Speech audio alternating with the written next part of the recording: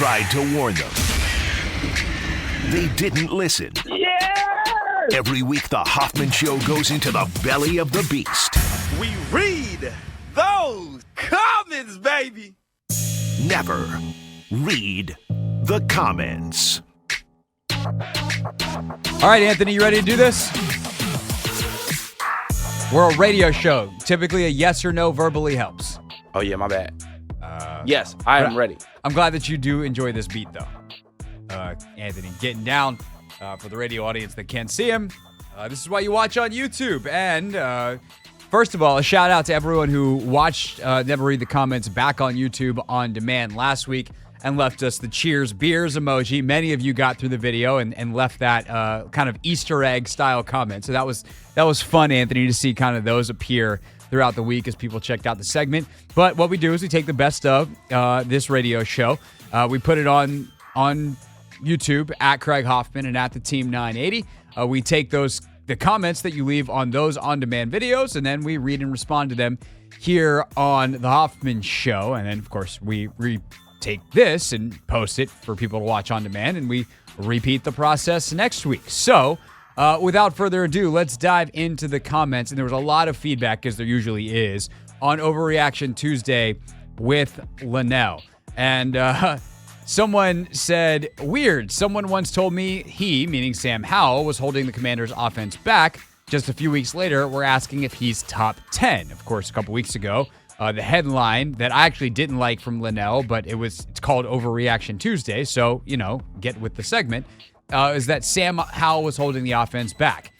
And the fact was true. It was just a misleading headline because, Sam Howell at that point, the snapshot in time, I thought was holding the offense back. I agreed with this premise. It's just like, hey, let's put it in the context of his development. He's got some growing to do to help this offense out. And here we are a couple weeks later, and against Seattle on Sunday, he was the only reason they were really that productive.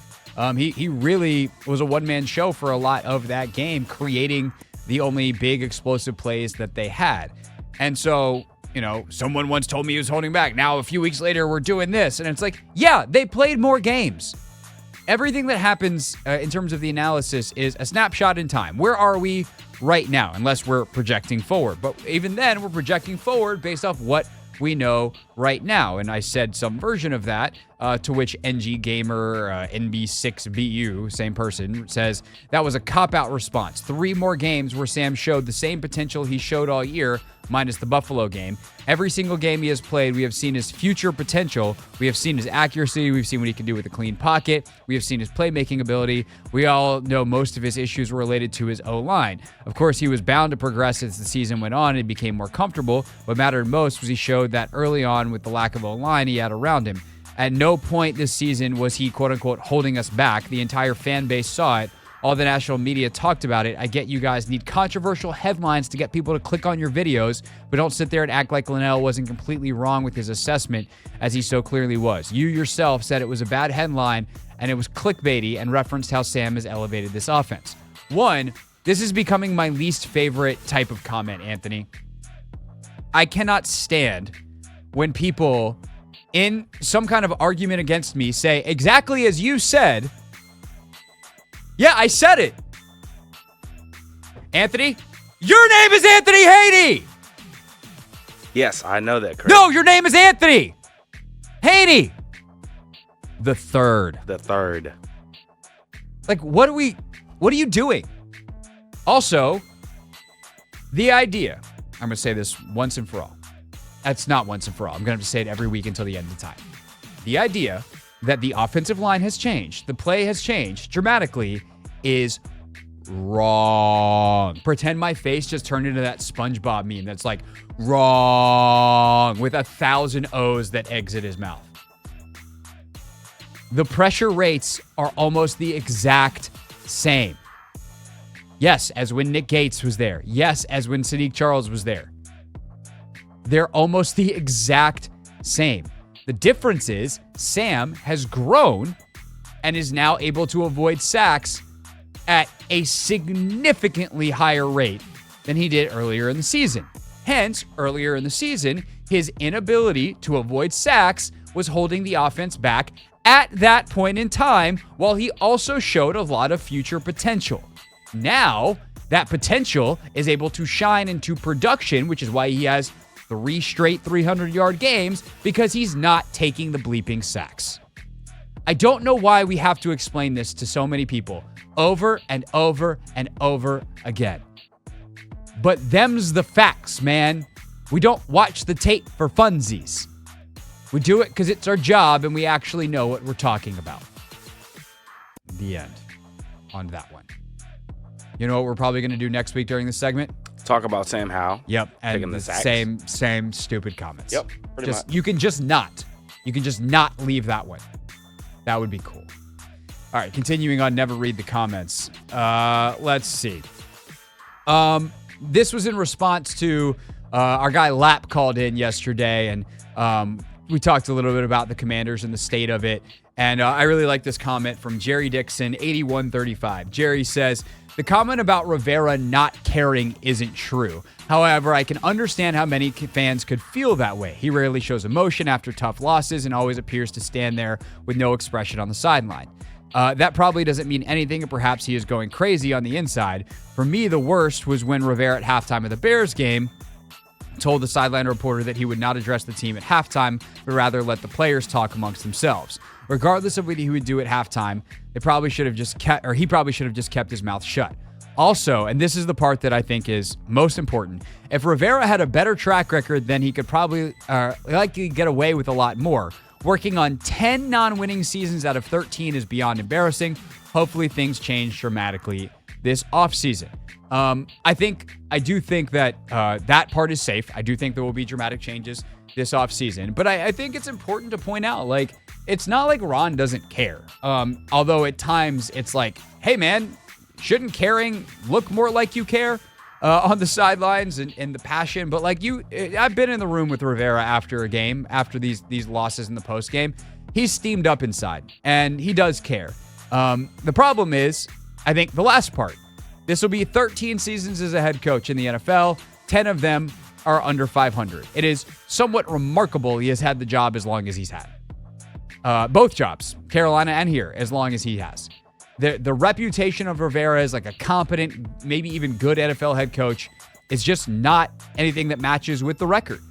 And it's not that he doesn't care. It's that he's not good at the job. And that's when you have a track record this big, the record speaks for itself. And I don't mean to take that's not a personal shot at Ron. It's saying nothing about his character, his value as a human, anything. It's just saying at the job, the record suggests not that good at it and hasn't been for the majority of the time that he's been an NFL head coach. At DJIR9FL says, you can't be anything with a losing record. The hype is disgusting and just to get fans to spend money. Washington never had a chance this season, but for some reason, the reporters and podcasts play like they are making a run or have a chance to make some noise. Like, are you kidding me? Then Washington trades their best defensive players. Then they say they could make a run. Like, are you kidding me? Anthony, do you know where the Washington Commanders were in the NFC standings entering the Seattle game? We were 8th. Were they 8th? I thought they were 7th. Nah, we were 8th behind the Vikings. You sure that's not after this weekend? Because we're 9th right now. Yeah, but there's multiple teams that can move up on a given weekend. I'm pretty sure they were in 7th going into the weekend. Regardless, let's say even you're right. Let's say they were 8th, right? That's one game out of the playoffs. Yep. Or one spot out of the playoffs.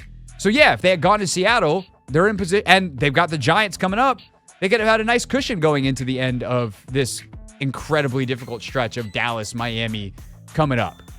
But they didn't. They lost. So it's not a hype thing, and it's a, hey, they do have a chance. And it's kind of a, hey, if you want to be serious and you want to make the playoffs, this is your chance. And they blew it. So, sorry that you're mad at math. I also often get very mad at math. So, Anthony, I have a lot of empathy for this commenter on that one. Math and I, not friends. Not friends. Not friends.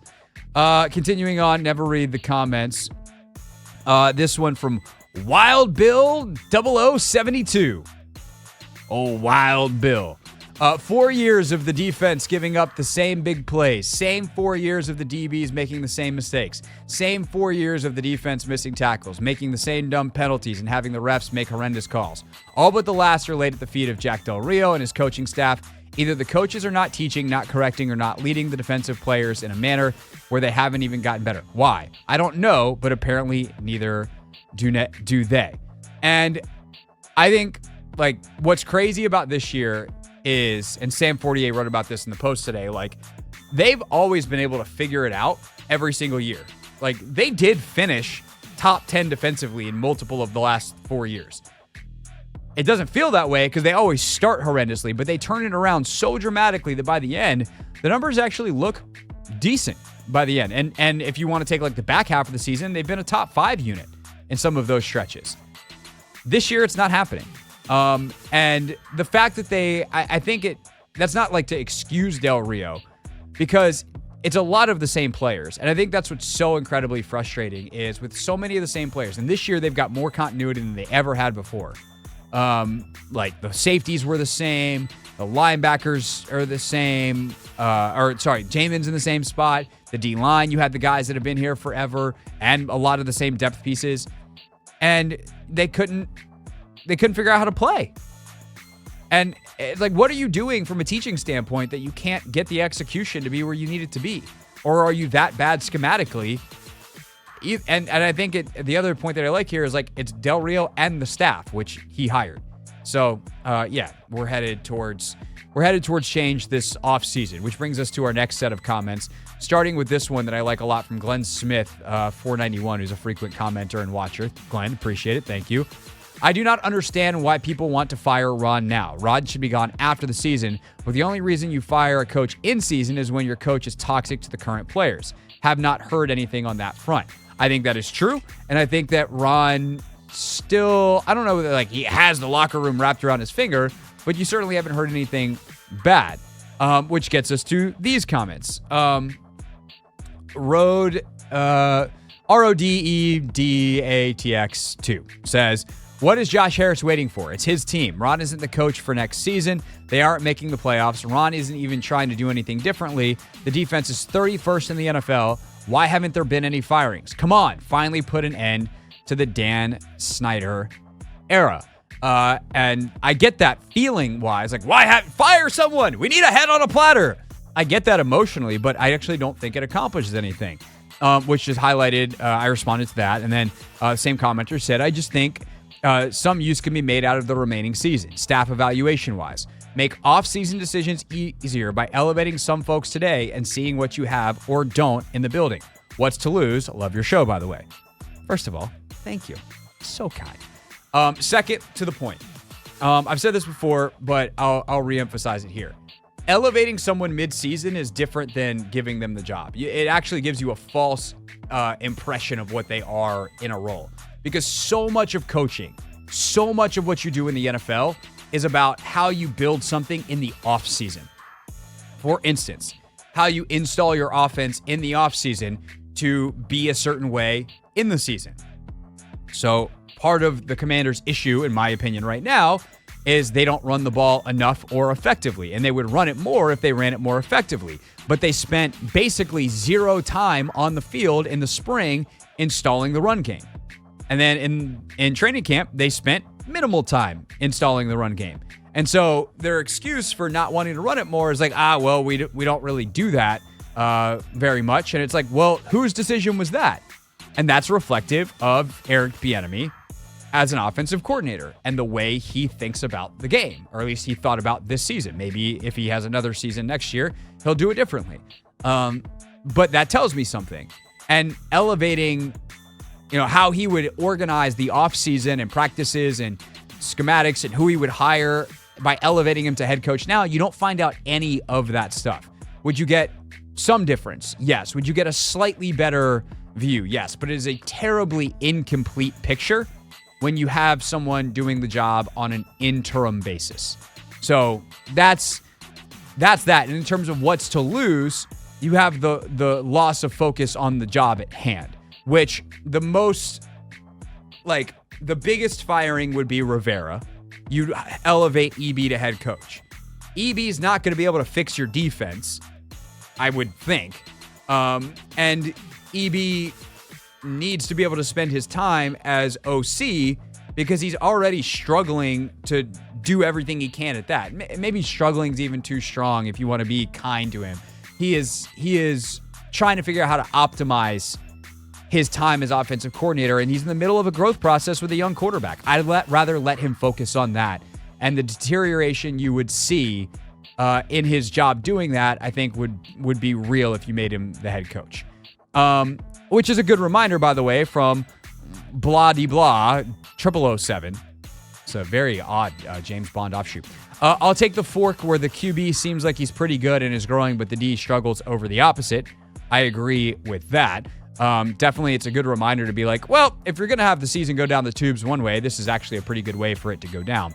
And then this last serious comment, and then Anthony, I know you're going to be very excited by this. We got a funny comment. We got the return of our guy, Merle. But first, this one from Michael Milford, 8549. I feel like everyone keeps saying, I want to see more because of how this franchise has been burned so many times.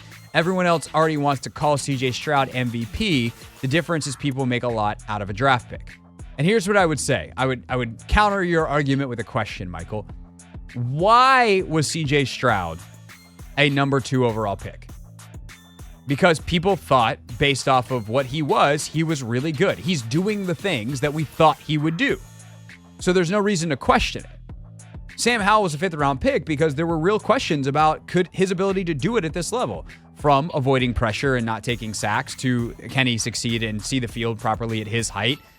Could he produce without elite offensive weapons around him like he had in his second year at Carolina, as opposed to the offense he was forced to run in his third? And I know a lot of people say, like, look, he was still good his third year. It just was a different kind of good. And that includes, by the way, his head coach in Mac Brown. So, like, I don't have a lot of questions about Sam. Of course, I want to see more because why wouldn't I? Like, if you're going to make the decision, you want as much data as possible, especially when you're not actually delaying anything. Nobody that is going to make the long-term decision on Sam Howell is actually in place right now because this whole coaching staff is probably getting blown out. And even if, EB stays, like, okay, fine, then I guess EB can make that call, but he wouldn't make it as the head coach or as a retained offensive coordinator until January anyway. So, these things can happen at once. CJ Stroud's having a remarkable year, and based off the year he's having, he should be in the MVP conversation, which is crazy, but it's true. Like, his statistics are outrageous. The Texans are way better than people thought, and currently they're in the playoffs. He deserves to be in the conversation.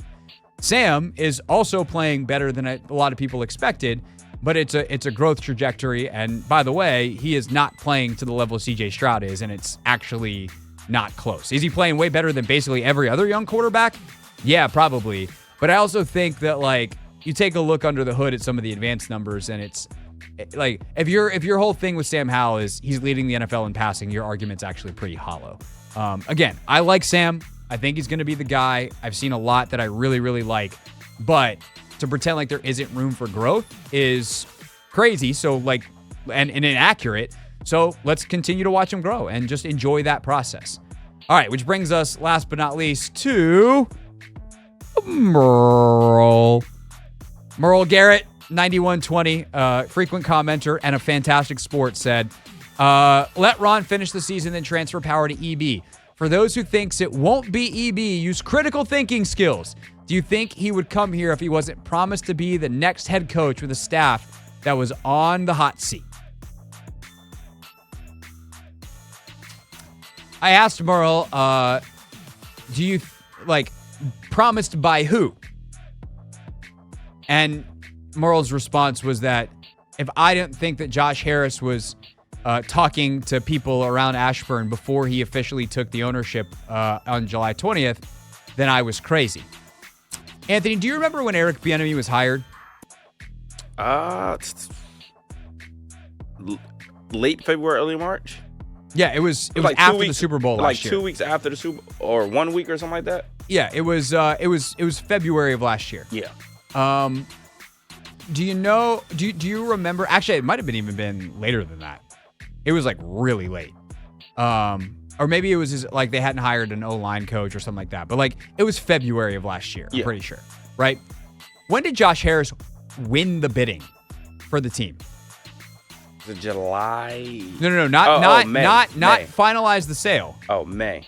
I think he won the bidding in like March. Like we knew he was the guy in March or April. And then he like officially like was going to get it by like May. Yeah. So in February, before he had won the bidding,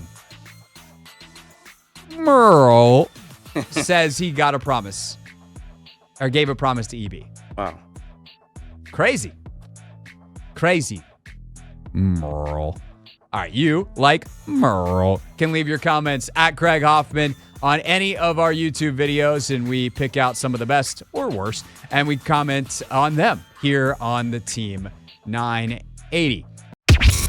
What's up, kiddos? It's your boy Clinton Yates from ESPN. It's the Hoffman Show on the Team 980. Tell your mama I said what's up.